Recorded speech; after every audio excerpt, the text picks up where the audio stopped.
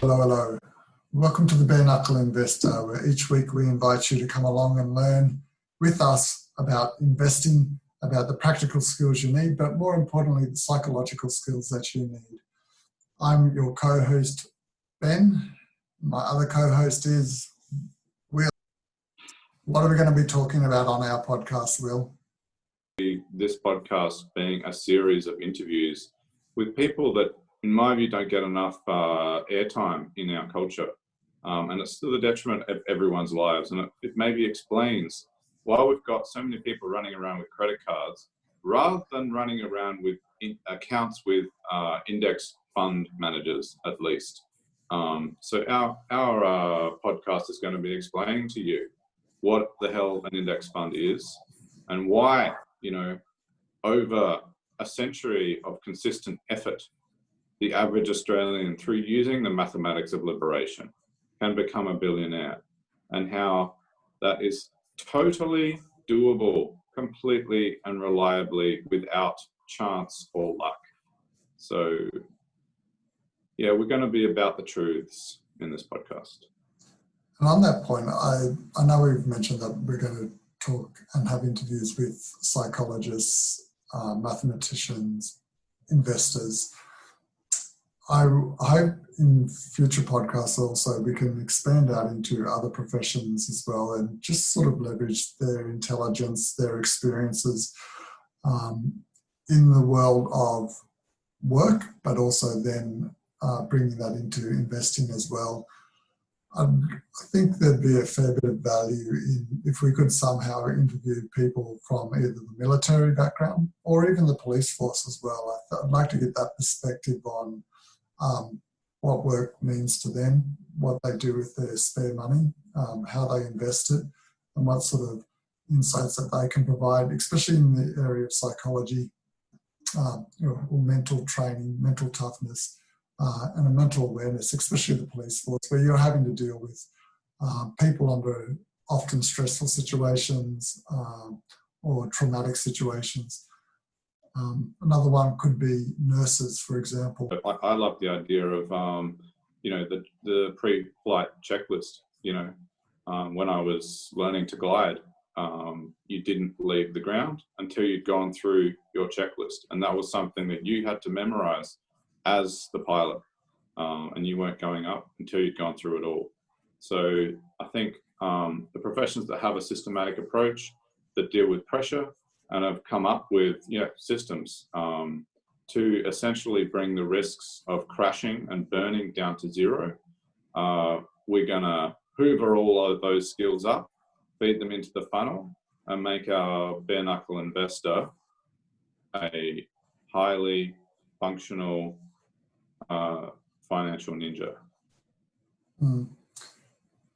I'll happily play the role of the Bareknuckle Investor here and say I ideally wish that I had put my money down when you basically called the bottom in March. And again, we were about just being honest. Luck. Yeah, but it could have gone the other way.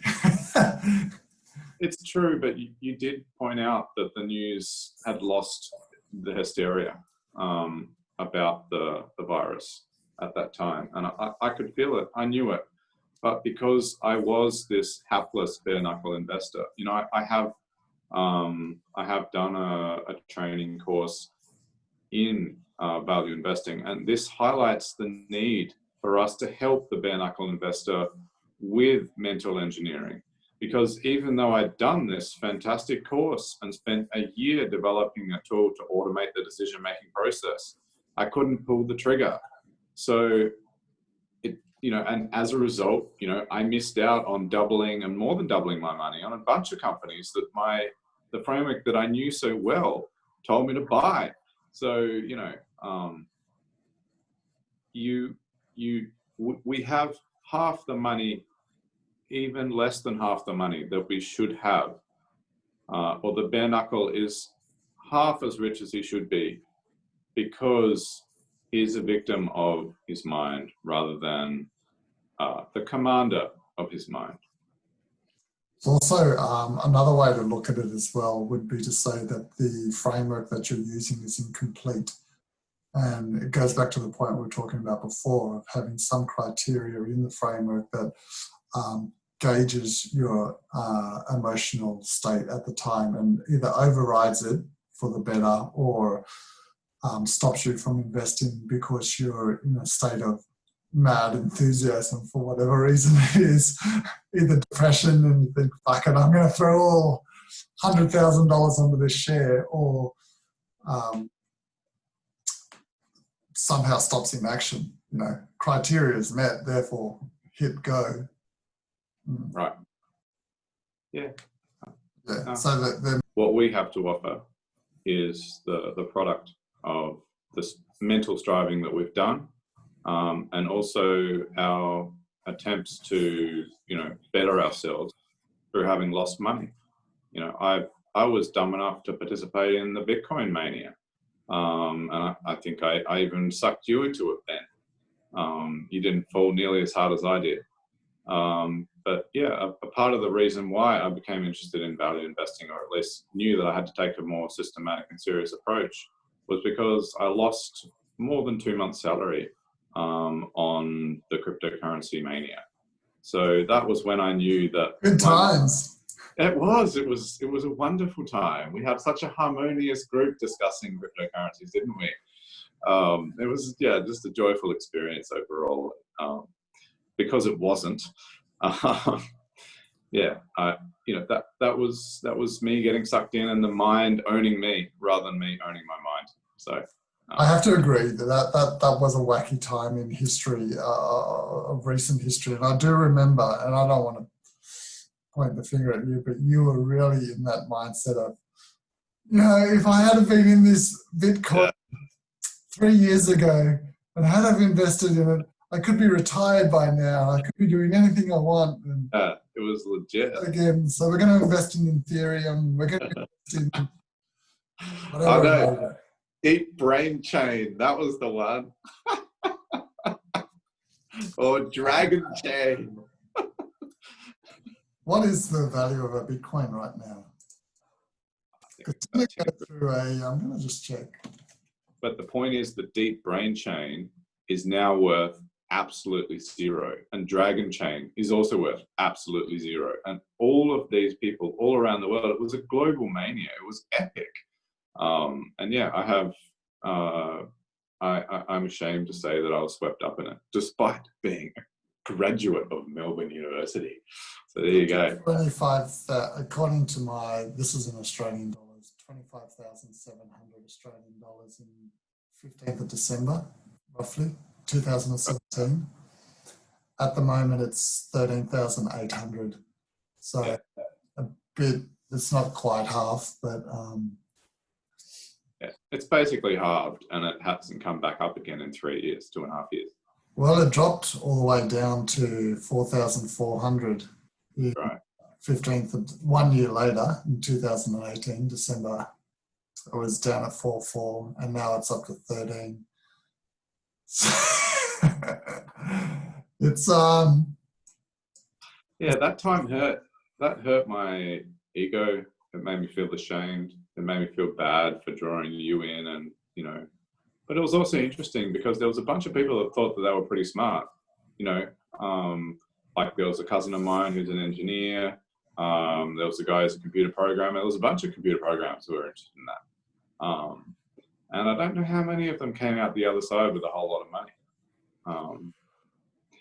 Well, that's the hard thing with investing is you can be right, but if you get the timing wrong, you're wrong.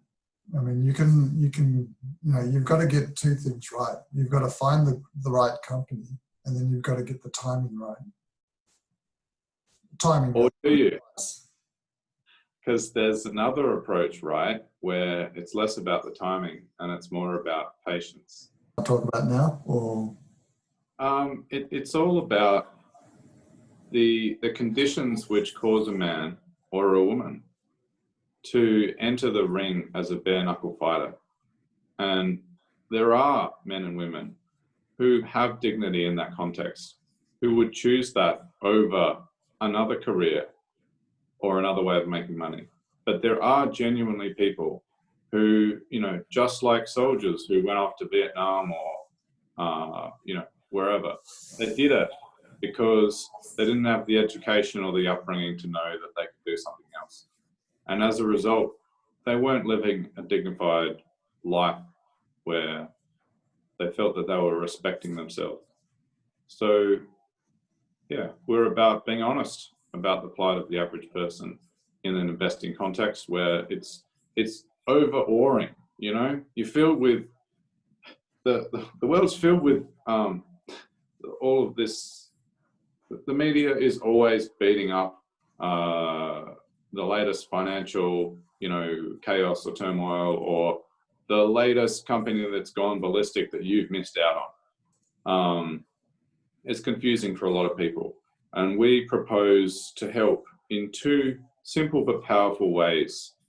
The mathematics of liberation, otherwise known as compound interest or just compounding, and turning the mind into a tool which can be put to use promptly and systematically against the problem of finding successful businesses to arrange a better financial future through compounding. And we're going to have a bit of fun as well, which is good. One of these series will be